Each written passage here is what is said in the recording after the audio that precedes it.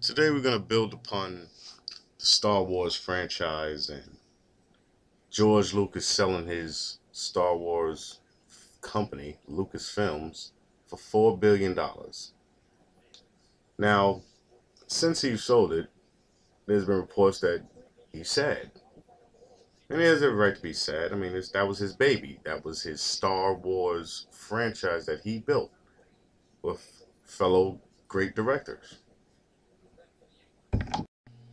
But to see him now sad only shows that inside he felt he made a bad decision. And truth be told, it was a bad decision. The Star Wars franchise alone could have sold for 10 times the amount he got for it. I mean, even Samuel L. Jackson even came out and said he got robbed. I mean, in all honesty, the Star Wars franchise, I mean, first of all, has a serious big fan base. The likes of Star Trek. I mean, two and two go hand in hand. But to sell off Star Wars for only $4 billion, that's robbery. I mean, he could have sold the first trilogy for $4 billion and still kept Lucasfilms. But I'm not mad at his decision for selling it. He has a right to do what he wants to do with his own brand. But I mean, when we speak of the elephant in the room, we all know, especially Star Wars fans, that he could have sold that for possibly a hell of a lot more money. And for him to sell it for only $4 billion, and now he's sad, only shows that this man knows he made a serious, terrible decision. I mean, the cancellation of the animated series Star Wars: The Clone Wars, you know, I think that shows a little bit that, hey, he has to pull back now because obviously $4 billion isn't really worth the brand Star Wars in whole. And it could have been his decision to pull Clone Wars, or it could have been Disney's decision to pull Clone Wars.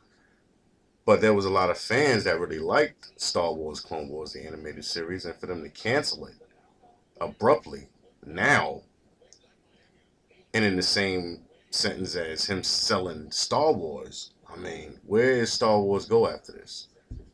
Now, I know they tapped several cast members, previous cast members, to join the new movie that they're making, but I am on the fence with it. I do agree with what Mark Hamill basically said, that in order for the Star Wars to be what it used to be when it first originally came out, is to actually go back to the puppeteers. So go back to the Jim Henson Muppets and all of the puppets that they were using when they made certain characters. I mean, to me, it was more believable. You look at movies today, I'll give you an example, Jurassic Park. If you have a high definition television, you can basically see that those dinosaurs are all CGI. Even if you're trying to fool the public eye, you basically want to bring back more realism to a movie. And in my opinion, I grew up in the 80s. Remember watching the original Star Wars and all of the puppeteer works that they were doing behind the scenes. If you look at it, that was more believable. I mean, with the mouth and the eyes moving and everything, that was honestly very good filmmaking. It took a lot of talent, it took a lot of voice acting, and a lot of those guys who basically were puppeteers are currently not puppeteers anymore, unless they're on some kid shows. But to have a CGI full movie, in my opinion, with the prequels that came out, I really wasn't a big fan of it. Because I can see the CGI in high definition trying to fool me. And a lot of these movies that do come out with a lot of CGI effects, I mean, there have been the exception to the rule where there have been several movies with that use CGI and elements that, okay, that looks real, with detail and everything. Even certain games can pull it off, with eye movements, with the wrinkles in the skin. All of these fine detailed elements can really bring CGI to life to make it really believable. But I'm just not feeling that in the Star Wars universe. They can use CGI for the, space battles and everything, but to use CGI as your background layout and not have the classic way of doing it as having a real studio, and you build a whole bunch of landscape that is believable. I mean, you feel like you're in that environment. But certain movies that they don't do that anymore. I mean, they took that green screen effect, and everything you're looking at, I mean, it's CGI. It's nothing, it's nothing else to say about it. I mean, back when they used to make movies, they had a studio. They bought a huge studio just so that way someone can actually build an environment that is believable. When the director says cut, the guys can go and sit back on a real tree, or they can go back and sit back on a real prop that's set up for that studio and for that environment. But to get back on topic, truth be told, yeah, George Lucas got robbed. What else can you say? $4 billion. That's ridiculous. And whoever suckered him into believing that Star Wars was worth $4 billion, hey, they got away. They got away with murder. I mean, they got away with something big, because I know in time George Lucas will regret this decision. I guarantee it. It won't be now. It will probably be around the time if the new Star Wars films ever get made, because even though they're talking about it, production hasn't even started yet. They don't even know where they're going to basically go with the storyline. Do we want to see Han Solo in it? Yeah. Do we want to see, Princess Leia in it? Yeah, we do. But we all, of course, want to see Luke.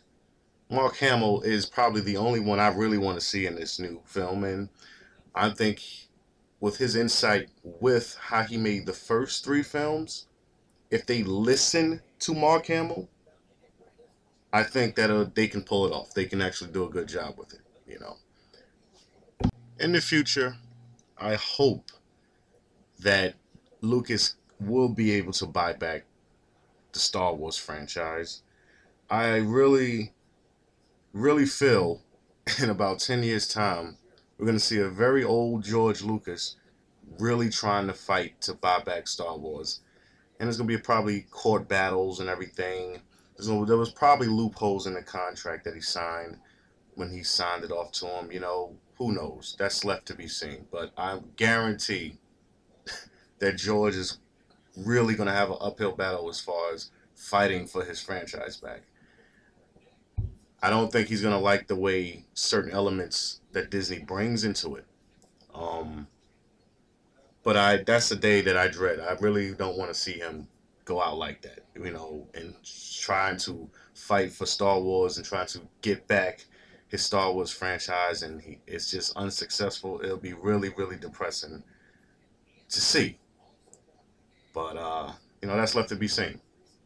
And that is my take on the whole Star Wars fiasco. Comment if you see fit. Subscribe. Let me know what you think about, George Lucas and his Star Wars franchise. Will Disney pull it off and actually make it the grand of all daddies of Star Wars films? Will they go back to the old school of way of making films, especially in the Star Wars universe?